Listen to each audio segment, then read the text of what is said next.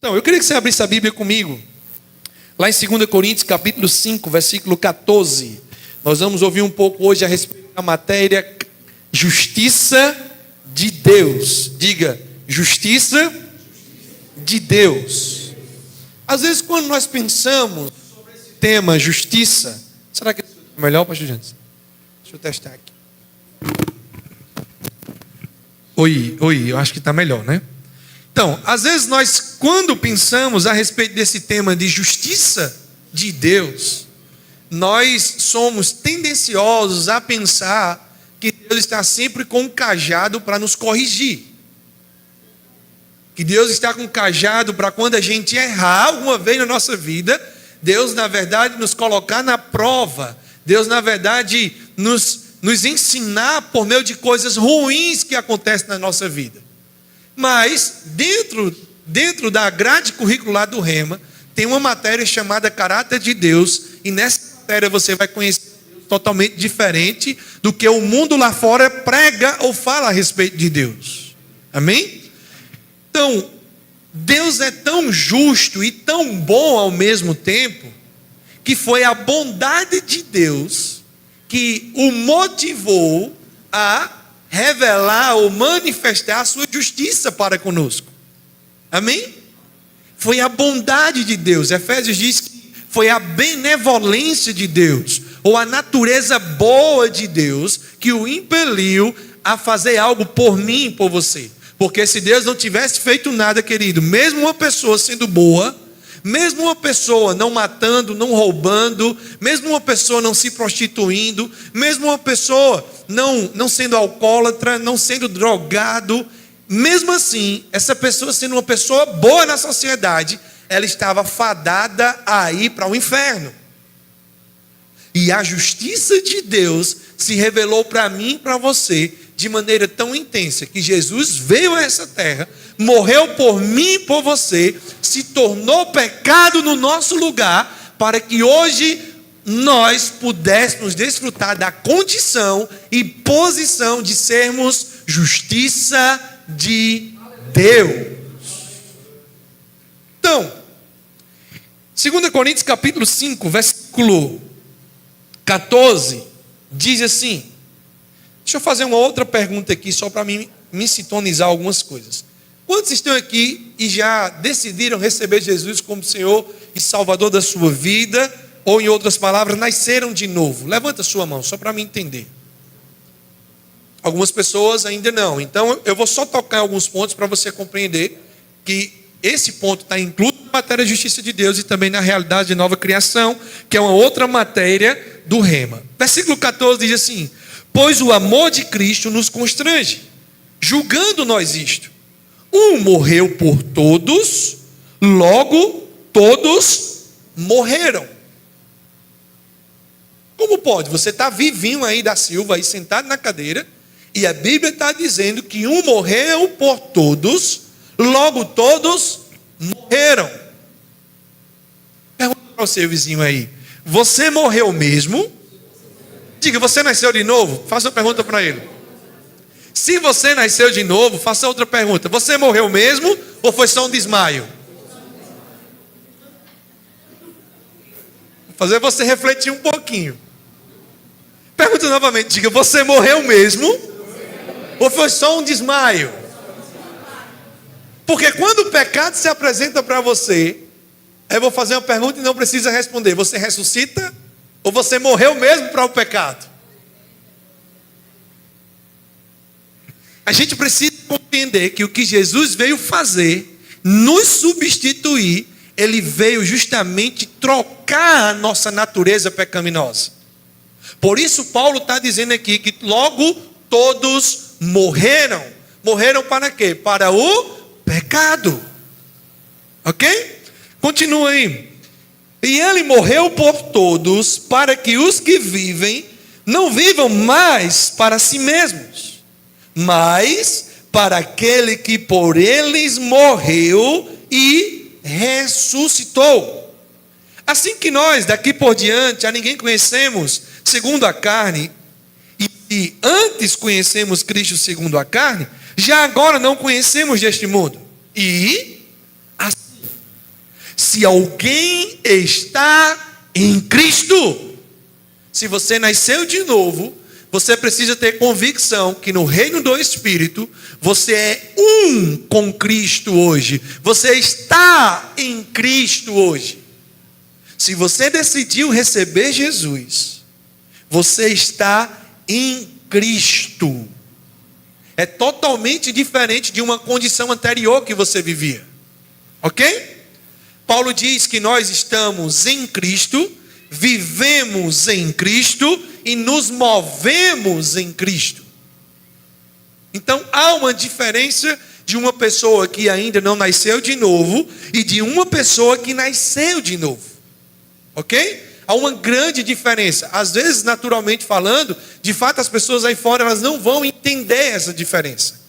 Não sei você, se você já conheceu pessoas que já leu a Bíblia várias vezes, de Gênesis a Apocalipse, de trás para frente, de frente para trás, e às vezes não consegue entender nada da Bíblia.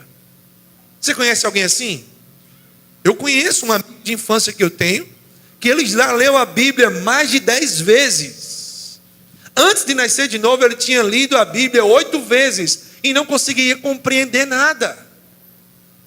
Por quê? Porque ele não tinha nascido de novo. Quando uma pessoa ela nasce de novo, é como se de fato umas escamas fossem tiradas dos seus olhos espirituais. Agora, percebe o que Paulo está dizendo aqui? E se alguém está em Cristo, é nova criatura. Essa palavra nova é ter sido feito novinho em folha. Vou te dar um exemplo aqui bem claro para você compreender o que aconteceu com alguém que decidiu receber Jesus como Senhor e Salvador da sua vida e nasceu de novo. Vou te fazer uma pergunta. Quantos aqui... Você está grávida? Não? Quantos aqui tem bebê? Você tem bebê? Quanto tempo tem o seu bebê? 3 anos? 3 anos. Quem tem um bebê aqui de 1 ano? Ou alguns meses? Ninguém? Ninguém? Mas eu vou fazer algo. Um bebê de 1 ano, ou um bebê que nasceu hoje, essa criança, ela tem pecado? Sim ou não? Não. O bebê dela de 3 anos, tem pecado? Sim ou não? Não. Estou tocando em alguns pontos, e você vai ter mais ensinamentos a respeito desses pontos, dentro das matérias do Rema. Por que não tem pecado? Porque um bebê de 3 anos não sabe o que está fazendo. Ok? Ele não sabe o que faz. Se o que faz é algo de bom ou algo de ruim. Eu lembro de uma vez que essa princesa aqui era novinha, nos meus braços ela deu um tapa no meu rosto. E aí eu tive que discipliná-la. É algo que a Bíblia pede para fazer. Claro, de maneira sábia, sem agredi-la, para ensinar que a mão não foi feita para bater no rosto. Mas ela não sabia o que estava fazendo, só que a Bíblia diz que a criança quando nasce, ela nasce com a estutícia. E a maneira de tirar a estutícia da criança é por meio da disciplina. Agora, uma criança, se ela viesse a morrer, se ela viesse a nascer hoje e morrer hoje, ela ia morar diretamente com o Senhor, porque ela não tem pecado. Ok? Agora, quando uma pessoa decide receber Jesus, ela passa a nascer de novo. E esse novo nascimento é justamente como uma criança que tivesse nascido agora. É algo fresco, feito agora. Então isso significa que o passado ficou para trás. Para Deus, aquele passado não existe mais. Independente do que você tenha feito no verão passado. Independente do que você tenha feito no carnaval passado, que foi logo bem pertinho aí, né? Independente do que você tenha feito de errado, uma vez que você nasceu de novo, para Deus, o seu passado não existe mais. Não é que Deus tenha amnésia. É porque Jesus pagou um preço para que o seu presente fosse o que Ele conquistou para mim e para você. Amém? Amém, gente? Então, qual a importância de se estudar a respeito desse assunto de justiça de Deus? É porque mesmo o homem tendo nascido de novo, se ele não renovar a mente pela palavra, entendendo quem ele é em Cristo, o que ele tem em Cristo e o que ele pode em Cristo, mesmo assim, ele tendo em Cristo, podendo em Cristo e sendo em Cristo, ainda assim ele pode viver com seu passado, o tornando como escravo, o deixando viver uma vida como escravo. Ok? E existem alguns princípios, queridos, que fazem parte da vida cristã. Foi algo que Deus estabeleceu e fazem parte da vida cristã. Vou te falar alguns aqui, e é algo benéfico, sadio. Vou te falar, orar e jejuar faz parte da nossa vida como cristão. É um princípio como cristão. Amém? Jejuar, orar, servir na igreja faz parte de um princípio cristão. Nascemos de novo, nos tornamos corpo de Cristo juntos e membros desse corpo. A Bíblia diz que nós precisamos servir uns aos outros em amor.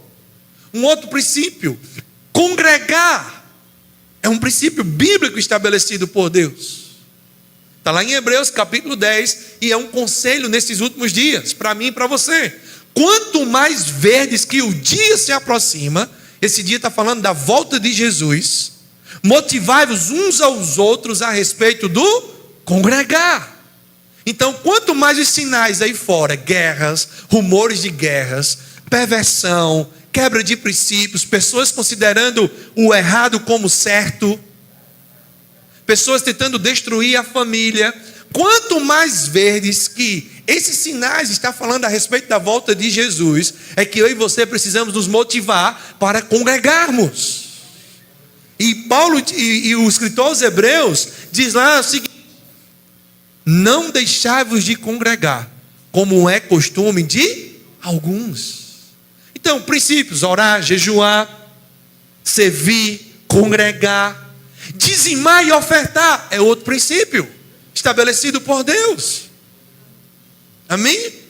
Agora, eu preciso entender que esses princípios não vai fazer com que Deus me ame mais do que antes. Amém?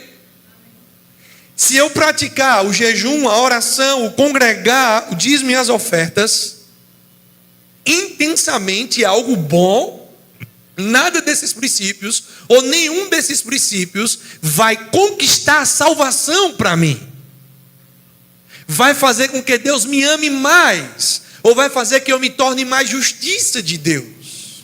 Porque, querido, amanhã você vai acordar, hoje você vai dormir, amanhã você vai acordar, mas se você renasceu de novo, você vai ser justiça de Deus, o mesmo nível que você é hoje, amanhã. Você não cresce em justiça de Deus. O meu entendimento e o seu entendimento do que é ser justiça de Deus cresce, e a partir do momento que cresce, a gente vai desfrutando do que nós temos, podemos e somos em Jesus. Mas o que é ser justiça de Deus? Continua comigo, versículo 17: e assim, se alguém está em Cristo, é nova criatura. Não vai ser nova criatura quando chegar no céu, já é nova criatura. Ou seja, uma pessoa feita recentemente, uma criatura feita recentemente. O significado também dessa palavra criatura, nova criatura, é uma criatura incomum. Amém? Por isso que você precisa se valorizar na ótica ou no nível do que Deus te valoriza, e não com os rótulos que o mundo tenta te valorizar. Você precisa meditar na palavra de Deus, se ver como Deus te vê, porque a palavra é o espelho, e a gente olha para a palavra e talvez, o que acontece no espelho, né? Às vezes acontece isso muito com as mulheres, né? Mas com os homens também. Mas às vezes o que acontece? A gente vai para o espelho, por exemplo, cabelo mesmo. Você está vendo que meu cabelo aqui deve estar, não sei se estava de frente do ventilador, mas deve estar na régua, como se diz aqui, né? A réguazinha, penteado. Eu gosto de andar assim, amém? E eu estava de frente do espelho me penteando antes de vir para cá, vendo onde é que podia melhorar, vendo o local que eu podia pentear. Por que você está rindo? Tem gente rindo de mim. Fica tranquilo, está tudo bem, faz parte. Então, a gente está de frente para o espelho, e o propósito de ficar de frente para o espelho é como a gente pode melhorar.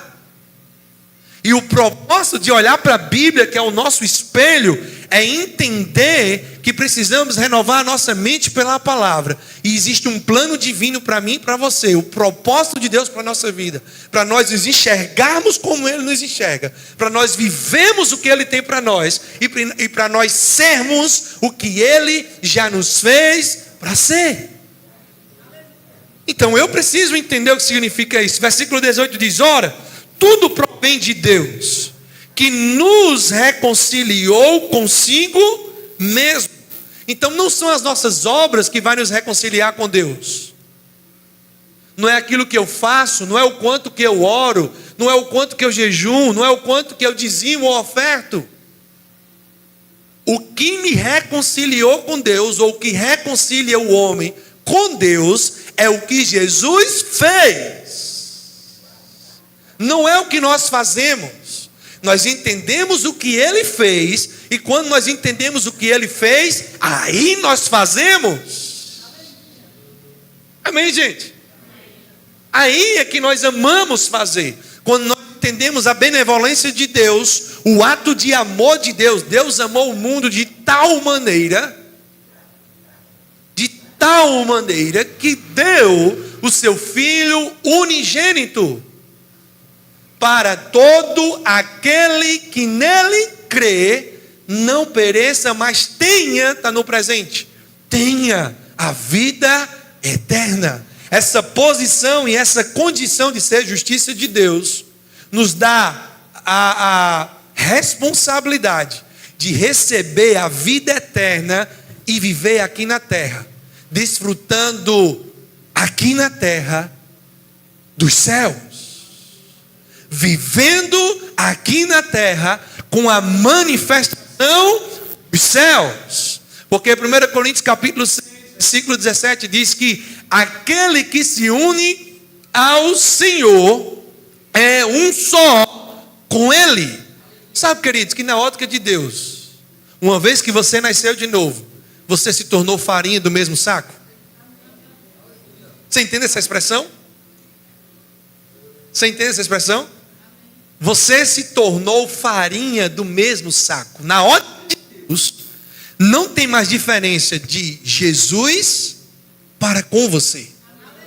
Talvez o seu passado, a cultura que você viveu, os paradigmas que existem na mente, os sofismas, o que você fez ou deixou de fazer, talvez te bloqueie, te paralise a viver a plenitude da vontade de Deus por meio do que Jesus fez. Mas se você renova a sua mente pela palavra, e esse é o propósito. O que é renovar a mente pela palavra?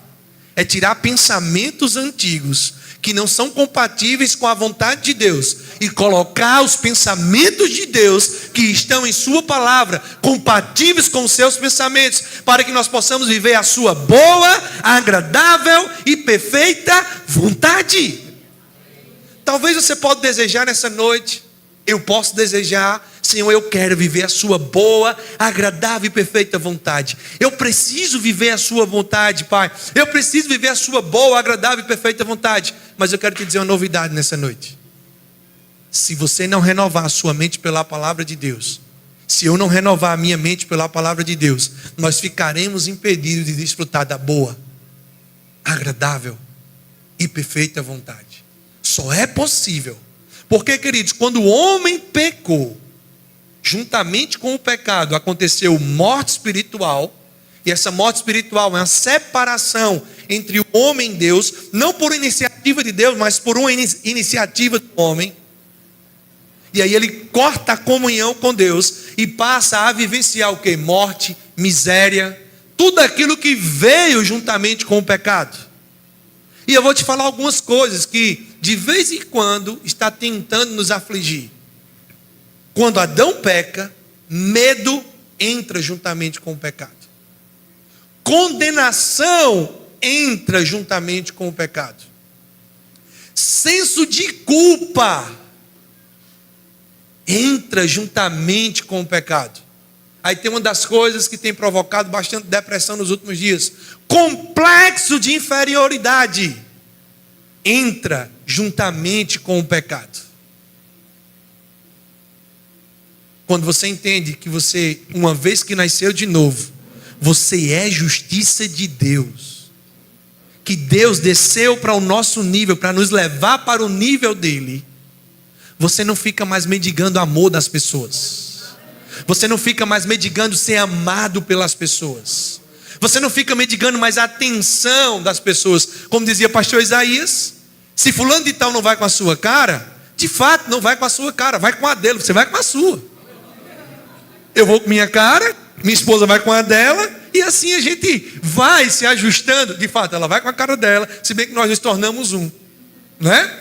Mas, se fulano de tal não vai com a minha cara, tudo bem, não tem problema não, ele vai com a cara dele mesmo, você vai com a sua. Agora, você não precisa estar mais mendigando amor, uma vez que a maior demonstração de amor foi feita por mim e por você.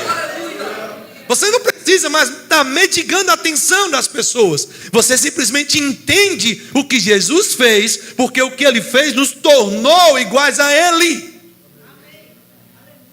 Sabe, querido, que quando nós renovamos a nossa mente pela palavra, nós não temos desculpa de estar andando de cabeça baixa,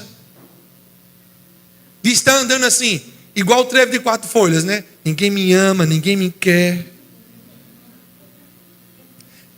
O pessoal mais jovem talvez não entenda muito o que é isso, mas antigamente a gente chegava para namorar, né, no trevinho de 4 folhas, ninguém me ama, ninguém me quer. E aquela brincadeirazinha. Mas eu quero te dizer nessa noite, eu vim aqui te dizer que Jesus te tornou justiça de Deus. Se você não nasceu de novo, existe essa condição te esperando para que você possa perceber o quanto você já é amado ou amada por Deus. Porque percebe algo. Versículo 18 diz: ora, tudo provém de Deus, que nos reconciliou consigo mesmo, por meio de Cristo, e nos deu o ministério da reconciliação. A saber, que Deus estava em Cristo, reconciliando consigo o mundo. Era o próprio Deus, querido. Não são as nossas obras que vai nos reconciliar com Deus.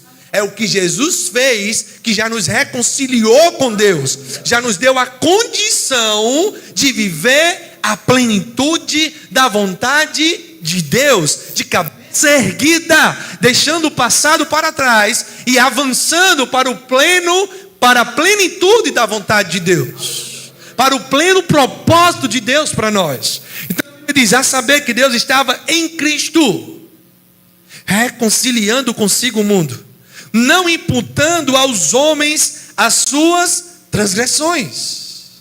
Deixa eu dar um conselho para você nessa noite. Errou. Se você errou e você está aqui nessa noite, não corre de Deus. Não corre de Deus. Corre para Deus. É Ele que tem a solução. Ele que tem a resposta certa para o seu problema. Não corre dele, corre para ele.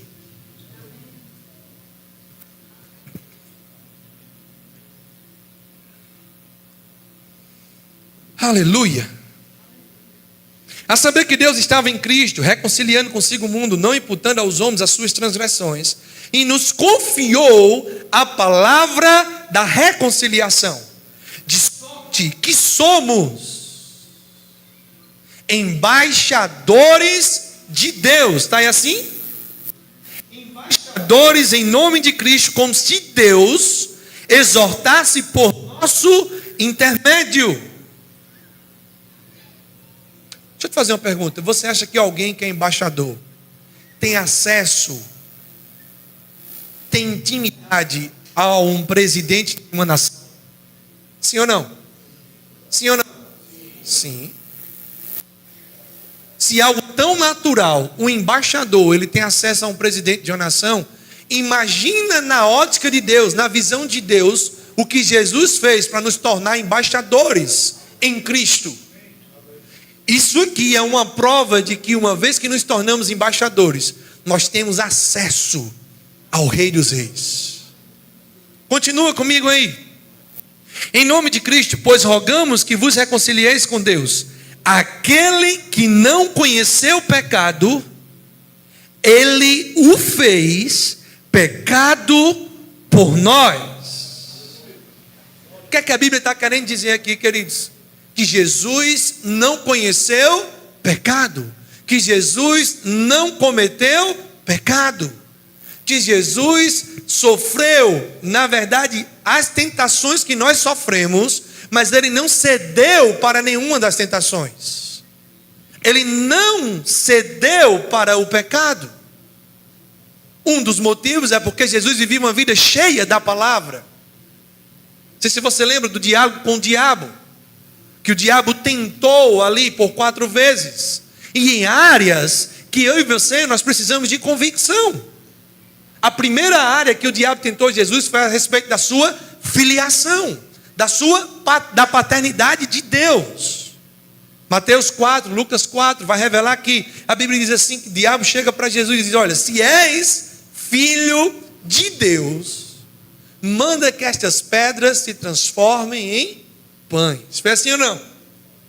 O diabo testando a filiação de Jesus, mas Jesus era tão convicto da paternidade que tinha. Jesus disse: olha, não só de pão viverá o homem, mas de toda palavra que sai da boca de Deus. Essa palavra, o significado aí na Bíblia de palavra, significa rema, que é a palavra inspirada, a palavra revelada, inspirada por Deus, para o meu coração e para o seu coração.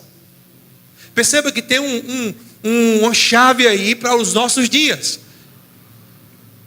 Nem só de pão viverá o homem, mas está no presente, de toda palavra que sai. Sabe, querido, você pode se relacionar com a Bíblia, e palavras de Deus podem saltar o teu coração, para te servir de alimento, para você viver uma vida fortalecido ou fortalecida em Deus, para não ceder às tentações do diabo. Amém? Outra área, adoração, mas eu não vou entrar nesse contexto, vou voltar para cá. Aquele que não conheceu o pecado, ele o fez pecado por nós, para que nele fôssemos feitos. Está no passado? Está aí assim? Confere na Bíblia para ver se é o que eu estou dizendo. Está aí no passado? Para que nele, em Jesus, fôssemos feitos justiça de Deus. Está aí assim? Sim ou não? O que significa ser justiça de Deus? Lembra que eu falei que quando Adão pecou, veio juntamente com o pecado morte espiritual, veio condenação, veio complexo de inferioridade, veio senso de culpa. Lembra que eu falei? Como é que você consegue enxergar essas coisas? Você lê em casa Gênesis capítulo 3. Adão peca. Quando Adão peca, Deus chega para se relacionar com Adão e faz uma pergunta para ele. Não para se relacionar, mas para tentar mostrar para Adão a besteira que Adão tinha feito. E Deus chega para Adão e diz assim: Adão, aonde você estava? Você lembra dessa pergunta? Deus não estava falando de localização geográfica. Quem sabe que Deus sabe todas as coisas? Se nós estivermos no banheiro, Ele está. Se nós estivermos no carro, Ele está. Se nós estivermos no quarto, Ele está. Amém? Amém, gente? Amém. Não tem como se esconder de Deus. Não sei se você sabia disso. É óbvio. Não tem como se esconder dele. O próprio Davi disse: se eu for lá no céu, tu estás. Se eu for lá no mais profundo abismo, você também está. No deserto você está. No penhasco você está. Não tem como se esconder de Deus, gente. Então, se não tem como se esconder dele, a melhor opção é desenvolver um relacionamento com Deus. E a gente precisa entender que esse caminho, que a Bíblia chama de novo e vivo caminho, Jesus abriu por meio da sua crucificação, por meio do véu que separava. Que véu era esse? A condição pecaminosa do homem, a natureza de pecado do homem que o separava de Deus. Jesus se faz pecado no nosso lugar, para que hoje nós pudéssemos desfrutar de um relacionamento íntimo com Deus. O que significa ser a justiça de Deus? É ter a condição ou a posição de estar diante de Deus sem medo, sem culpa, sem condenação, sem complexo de inferioridade, desenvolvendo um relacionamento com Deus, chamando Ele de Pai, como se nunca tivesse pecado antes. Essa é a condição proposta de Deus para mim e para você. Vai comigo para Romanos capítulo 8. Romanos capítulo 8. Você está bem pertinho aí. Versículo. Oh, aleluia. Versículo 16, a Bíblia diz assim. Vai comigo para o 14, certo?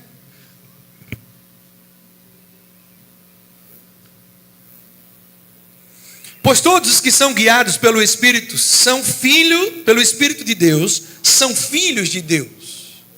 Porque não recebeste o espírito de escravidão para viverdes outra vez. Diga assim, outra vez. Quando uma pessoa ela não nasceu de novo, ela ainda é escrava do pecado. Ok? E Paulo está dizendo aqui que ao nascer de novo, nós recebemos um espírito não de escravidão. Amém, gente? Porque não recebeste o espírito de escravidão para viverdes outra vez atemorizados, mas recebestes o espírito de adoção, baseados no qual clamamos Abba, Pai.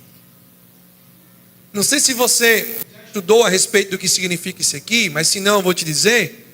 O significado do que Paulo está querendo dizer é que hoje, por não termos mais um espírito de escravidão ou uma condição pecaminosa, nós nascemos de novo, recebemos o próprio Espírito de Deus em nós, e aí vivemos uma vida livre. Gálatas 5:1 diz que foi para a liberdade que Cristo nos libertou. Mas que eu e você, a gente não deve dar ocasião para a carne, para pegar a liberdade e viver em libertinagem, outro extremo. Ok? Sabe, queridos, tem uma outra matéria do Rema que você vai aprender a respeito dessas três coisas: liberdade, libertinagem e legalismo. Quais as diferenças dessas três coisas? E você precisa entender que Jesus já pagou um preço para você ser livre. Agora, não é o fato de eu ser livre que eu vou fazer qualquer coisa. Porque se eu entendo o que significa redenção, redenção é um preço pago por um resgate. Jesus pagou um preço por mim e por você. Ele não cobra de nós vivemos uma vida debaixo do seu senhorio. Mas se nós entendermos o quanto Ele nos amou, se nós entendermos o quanto Ele foi intenso por amor de mim e de você, a gente não vai querer viver longe do seu senhorio, fazendo qualquer coisa. Então Paulo está dizendo, olha, nós não recebemos o espírito de escravidão para viverdes outra vez atemorizados, mas recebestes o espírito de adoção, baseados no qual clamamos Abba, Pai, ou seja, Pai, Paizinho. Não sei se você lembra da oração do Pai Nosso, chamada a oração sacerdotal. Jesus está com os discípulos ali, e ele chega para os discípulos para ensinar um estilo de vida, porque aquela oração não tem nenhum problema se eu e você a gente repetir ela, mas a vontade do Senhor ali não era que fosse algo repetitivo todos os dias. Ali a oração ela mostra um estilo de vida. Jesus diz assim, olha, Pai nosso que estás no céu. Os discípulos ainda não eram filhos de Deus, mas eles estavam mostrando o que ia acontecer, porque Ele ia morrer no nosso lugar, para que nós pudéssemos nos tornar filhos de Deus. Isso também significa ser justiça de Deus, uma condição de filho. E aí ele diz, Pai nosso que estás no céu, santificado seja o vosso nome. Quem santifica o nome de Deus? Quem é que santifica? Quem pode me responder? Uma pessoa que nasceu de novo, se tornou filho de Deus, recebe a natureza de Deus e vive em santidade. Amém? Pai nosso que estás no céu, santificado seja o vosso nome. Venha a nós o vosso reino. Jesus morre no nosso lugar e dá a condição para mim e para você carregar o reino dentro. Sabe aquela expressão de quando eu era guri?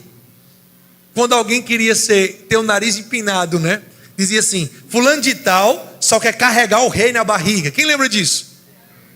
Quem lembra disso? Fulano de tal parece que carrega o rei na barriga. Você lembra disso? Isso fez parte da minha infância. E é uma verdade no reino do Espírito. Uma vez que eu nasci de novo, eu passo a carregar o rei e o reino no interior. E aí, quando eu tenho esse entendimento, muda todas as coisas. Porque eu não vou ver mais como um coitado. Eu não vou viver mais como comendo o pão que o diabo amassou. Eu vou me alimentar do pão que amassou o diabo. Amém? Então Jesus diz: olha, Pai nosso que estás no céu, santificado seja o vosso nome, venha a nós o vosso reino. Jesus morre, ressuscita e dá a condição do Espírito Santo vir habitar dentro do homem, que é o próprio Deus e o seu reino habitando em nós. Mas ele diz algo: seja feita a sua vontade, aqui na terra. Não é quando chegar no céu, é como já é no céu. Perceba a diferença. Seja feita a sua vontade aqui na terra, como é nos céus. Na ótica de Deus não existe mais separação entre quem nasceu de novo e com os céus. Ele tornou um novamente, assim como era antes de Adão pecar. Agora volta para cá. Vou finalizar com esse contexto aqui para você. Versículo 16 diz: o próprio Espírito testifica com o nosso espírito que seremos filhos de Deus. É assim aí? Está aí? Como é que está aí? Eu vi algumas pessoas balançando a cabeça, acompanhando a sua Bíblia, porque eu falei algo que não está, para te despertar para a Bíblia. O próprio Espírito testifica com o nosso espírito que somos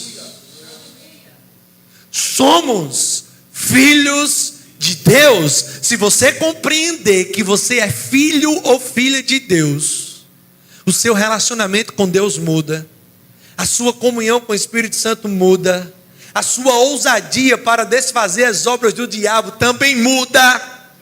Você não vai mais ligar para o pastor de madrugada pedindo para o pastor expulsar demônio, porque o pastor é filho e você também é filho. Você vai deixar o pastor dormir, e quando alguém na sua casa ou alguém no seu convívio se levantar endemoniado, você diz: eu sou filho, sai em nome de Jesus. Simples. Porque quem compreende quem é filho é porque passou a compreender que é seu pai. O grande problema de muitos cristãos é que não compreendem que eles são filhos de Deus. Olha o que João diz no Evangelho de João: todos que vieram antes de João Batista que batizava, todos que vieram antes de João Batista, não existia ninguém maior do que João Batista. Mas aqueles que se tornarem filhos de Deus é maior do que João. Meu irmão, existe um poder tão grande em você conhecer em quem você é, o que você pode, o que você tem, o que Jesus pagou para que eu e você hoje pudéssemos ser amados por Deus no mesmo nível que Jesus é, ter a mesma herança que Ele tem, ter o mesmo poder que Ele tinha quando estava aqui na terra. Talvez por algum momento na sua vida você desejou viver na época dos discípulos. Quem assistiu The Chosen aqui? Talvez você assistiu The Chosen, alguns filmes, alguns vídeos que você te levou a pensar assim: rapaz, eu queria ter vivido na época de Jesus. Rapaz, uau! Transformar água em suco de uva. Uau! Pegar simplesmente 5 pães e 2 peixinhos e alimentar uma multidão de mais de 5.000 pessoas. Eu queria ter vivido e andar nas águas, sobre as águas. Talvez você tenha expectativa de chegar no céu e perguntar a Pedro: e aí, Pedrão? Eu creio que você não vai perguntar porque ele negou Jesus, não, né? Você vai deixar isso para lá. Você vai ficar com o passado dele para lá. Talvez você vai chegar para ele e vai perguntar assim: e aí, Pedrão, como é que foi andar sobre as águas, rapaz? Diz aí para mim. Sabe qual a expectativa de Pedro para mim e para você no tempo presente? Diz aí para mim: como é que é carregar aquele que me fez andar sobre as águas? Como é ter disponível 24 horas por dia aquele que transformou água em vinho? Como é ter disponível 24? Como não se relacionar com aquele que multiplicou pães e peixes e alimentou uma multidão? Como é que eu tenho alguém disponível como meu pai para se relacionar comigo sem medo, sem culpa, sem complexo de inferioridade, sem condenação, chamando ele de pai, alguém que abriu o mar vermelho para o povo passar? Como não se relacionar com esse pai? Olha o que seu pai deixou para você. O próprio Espírito testifica com o nosso espírito que somos filhos de Deus. Ora, se somos filhos, somos também herdeiros. Tem tanta gente aí brigando por herança sem saber que já é herdeiro.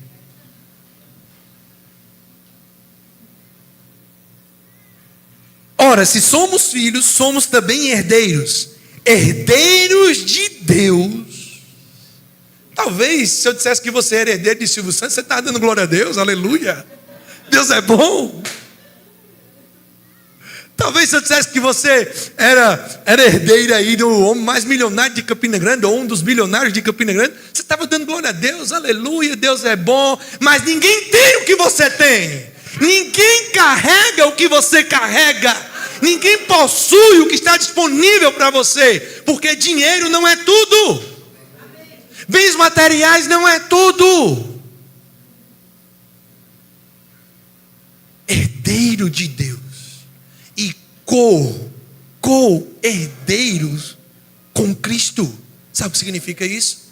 Se Jesus foi filho, herdou o poder, herdou a manifestação da glória, herdou a evidência do poder de Deus, do reino de Deus, não faltou nada para ele, teve a assistência dos céus.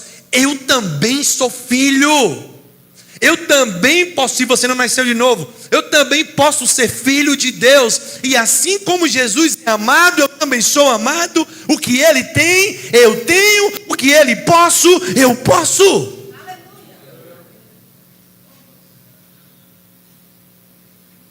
Ora, se somos filhos, somos também herdeiros. Herdeiros de Deus e co-herdeiros com Cristo. E com ele sofremos, também com ele seremos glorificados. Vou adiantar um pouquinho, depois você continua lendo a respeito disso aqui. Vai comigo para o versículo 29.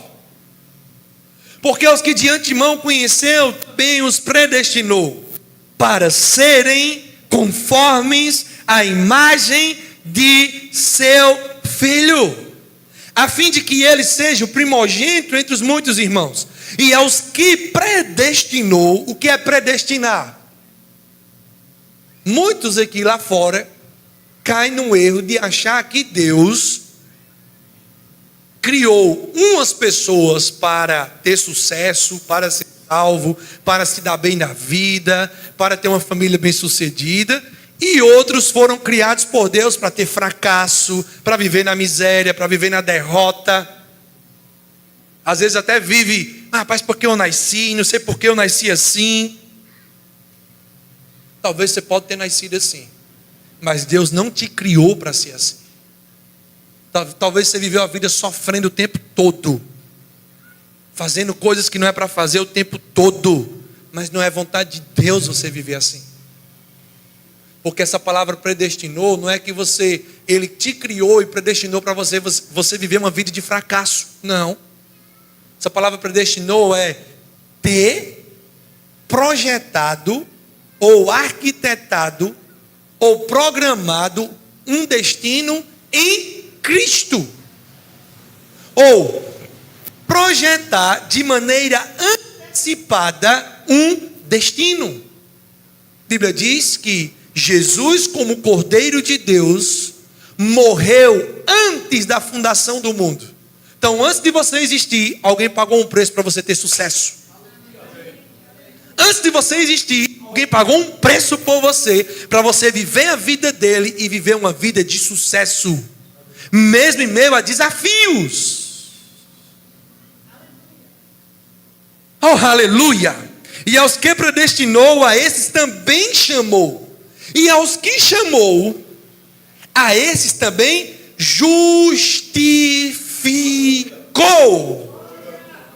Sabe qual é o significado dessa palavra? Justificar. Deixa eu te dar aqui o significado dela. Promover uma sentença favorável. É um termo jurídico onde um juiz promove uma sentença te dando favor. A morte de Jesus nos favoreceu. Justificou também significa ato de Deus que declara as pessoas livres de culpa e aceitáveis para Ele. Vou trazer aqui bem rápido uma história que talvez você conhece, que é muito conhecida, até mesmo porque talvez por alguém que nunca entrou na igreja. Quem lembra da história de Zaqueu? Está lá em Lucas capítulo 19. A Bíblia diz que Jesus está passando por ali, Zaqueu escuta falar da fama de Jesus, e ele diz para si mesmo: eu vou subir em cima de uma árvore, porque eu quero ver Jesus passar. Estou traduzindo aqui para você, na verdade, parafraseando para você. Ele sobe em cima da árvore porque era de baixa estatura.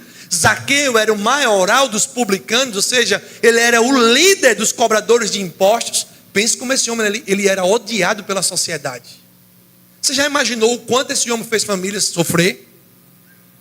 Você já imaginou o quanto esse homem fez famílias passar necessidade? Porque naquela época ele se juntou com os romanos, ele era um judeu, se juntou com os romanos para poder promover inquisição para o povo pagar impostos. E ele era um homem rico porque cobrava os impostos das pessoas de maneira ilícita, não de maneira lícita nem justa, mas de maneira injusta. Já parou para pensar o quanto esse homem era odiado pela sociedade? E aí ele sobe em cima de uma árvore para ver Jesus passar. E quando Jesus está passando, bem de boa, como se diz o jovem, bem de boa, Jesus olha e diz: Zaqueu, desce daí, rapaz, porque hoje eu vou para a tua casa. Na mentalidade do povo, como pode esse homem dizer que é filho de Deus e vai para a casa de um pecador? Vai para a casa de alguém que erra, que é rejeitado pela sociedade, imundo. Estou parafraseando.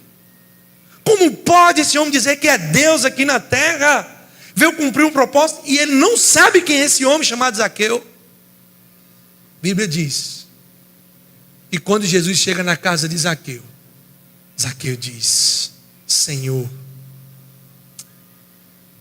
tudo que eu roubei, eu decido hoje devolver 4 vezes mais. Agora, sabe o que é que me chama a atenção? Dentro desse contexto de ser justiça de Deus, é que não foi a condição que Zaqueu estava que promoveu a aceitação dele para com Deus.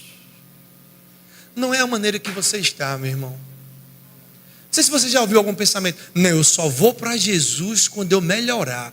Vai nunca. Porque não é na nossa força. Você já viu alguém dizendo: eu só vou para a igreja quando eu parar de beber. Eu só vou para a igreja quando eu parar de fumar. Eu só vou para a igreja quando eu parar. Não, vem do jeito que está. Porque quando você se encontra com Jesus, não tem como permanecer o mesmo. Não foi a condição de Zaqueu que promoveu a aceitação para Deus. Foi o propósito de Jesus que promoveu a aceitabilidade de Deus para com Zaqueu. E quando Zaqueu se encontra com Jesus, tem a sua vida transformada, porque não tem como se relacionar com Ele e permanecer do mesmo jeito, não tem como se relacionar com a verdade e permanecer mentindo, não tem como se relacionar com a vida e permanecer doente, não tem como se relacionar com saúde divina e permanecer enfermo. Agora a gente precisa entender que não é na nossa força, não é por meio do que nós fazemos, mas precisamos ter consciência de filho de Deus e entender que Jesus já fez. Oh, aleluia! Glória a Deus! Continua comigo. E aos que predestinou, a esses também chamou. E aos que chamou, a esses também justificou. Temos uma sentença favorável. Deus não está nos condenando. Deus não está querendo o nosso mal. Deus não nos criou para ter fracasso. Como pode eu, como pai, que amo tanto a minha filha, querer, na verdade, disciplinar ela com coisas ruins? Você acha que eu tinha coragem, na verdade, de pegar o dedo da minha filha e colocar numa tomada para poder ensinar ela? Quem acha que tem coragem? Tem que ser muito perverso. Infelizmente, no mundo que a gente está hoje, tem sim. Eu sou professor do Rema, não só das unidades convencionais, mas também do sistema prisional.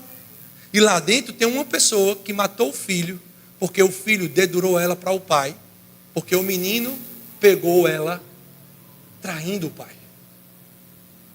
Mas existe amor de Deus para essa pessoa. Talvez ela está conhecendo esse amor. Mas eu quero te dizer, você, como pai, conhecendo Deus que eu conheço, a palavra, você acha que eu tinha essa índole de ensinar os meus filhos, colocando o dedo dele na tomada? E por que Deus ia te ensinar assim? E por que Deus ia te colocar em algo para você aprender no erro, para poder mostrar o amor dele? Não. Não fica com pensamentos de homens, não fica com ensinamentos de homens. Vem para a palavra de Deus, coloca os óculos de Jesus para você compreender quem Deus é. Porque percebe o que Deus fez, ó. Vai comigo. Você está em Romanos capítulo 8, para a gente finalizar. Quem aqui me dá 5 minutos? Levante sua mão, 5 minutinhos. 5, 10, 15, 20, 30. Então a gente vai até meia-noite, viu, pastor Jansen? Brincadeira, gente. Então, Romanos capítulo 8, versículo 30 diz: e aos que predestinou, a esses também chamou. E aos que chamou, a esses também justificou. E aos que justificou, ou seja, deu uma sentença favorável, tornou aceitável para ele, a esses também glorificou. Essa palavra glorificou é tornar alguém ilustre, digno, de boa reputação, alguém de valor. Se valorize, meu irmão, renovando a sua mente pela palavra. Que diremos, pois, à vista dessas coisas? Quais coisas? Que Deus nos chamou, que Deus nos justificou e que nos glorificou. O que diremos nós a respeito dessas coisas? Acompanha comigo a sua Bíblia. Se Deus é por nós, oh meu irmão, um versículo tão falado, mas tão mal compreendido. O que a Bíblia está querendo dizer? Deus não está contra mim, contra você. Ele está no mesmo time, no nosso lado, manifestando favor e graça para fazermos o que nós precisamos fazer. Se Deus é por nós, eu vou parafrasear: quem se atreve a se levantar contra nós? Não sei se você conhece a parte, só conhece a parte daquela música. Pode vir quente que eu estou fervendo. É assim que você precisa viver e partir para cima do diabo. Ele vai trazer pressões? Vai. Não estou querendo te iludir. Ok? Mas você precisa entender que existe a graça de Deus disponível. Se você nasceu de novo, você está em Cristo, se move em Cristo e vive em Cristo. E a graça dele é empoderamento ou capacitação para ser ou fazer aquilo que na nossa força não tinha condição de sermos nem de fazermos.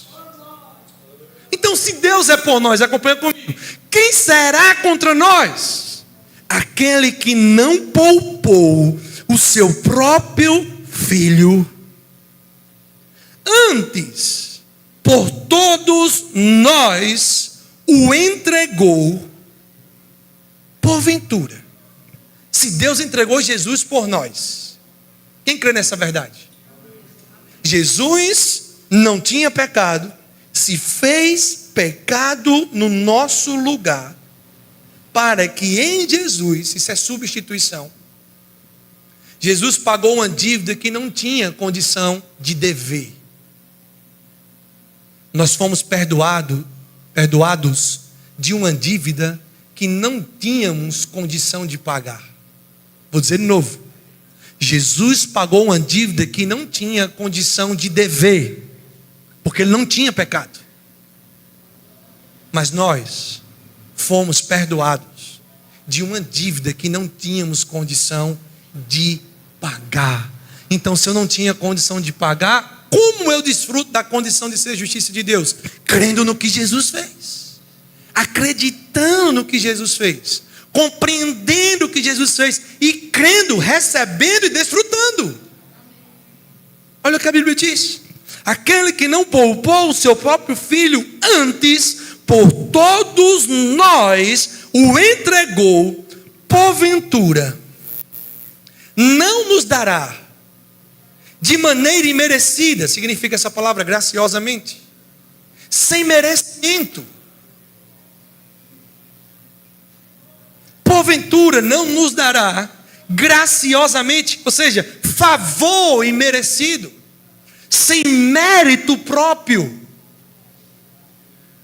Você não vai para o céu porque você é bom. Você não desfruta do poder de Deus porque você é bom. Você vai para o céu por causa do que Jesus fez. Você desfruta do poder de Deus por causa do que Jesus fez. Você vive uma vida em santidade, não é por causa de méritos próprios. É porque é a graça dele que nos empodera, nos capacita a manifestar a santidade. Você não é abençoado porque você dizima e oferta. Não. Pelo contrário. Você dizima e oferta porque você já é abençoado. Você não desenvolve relacionamento com Deus, oração, jejum, para mudar Deus, para mudar o pensamento de Deus ao seu respeito, para fazer com que Deus te ame mais. Não. Você entende que você já é amado pelo Pai. Aí sim que você quer desenvolver relacionamento com Ele. Amém? Oh, aleluia. Aquele que não poupou o seu próprio filho, antes por todos nós o entregou, porventura não nos dará graciosamente com Ele todas as coisas. Se Deus é por nós, saia daqui hoje com esse pensamento. Se você nasceu de novo, tenha essa convicção que você é filho ou filha de Deus. E se Deus é seu Pai, está do seu lado, é por você, quem será contra você?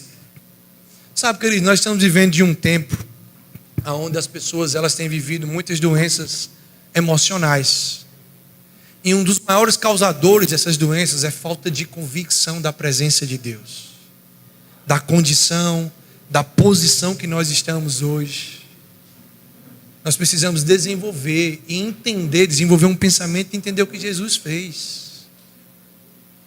Como eu dei o exemplo para você nessa noite, não foi o que Zaqueu fazia que proibiu Jesus se aproximar dele. No entanto, Zaqueu não permaneceu do mesmo jeito.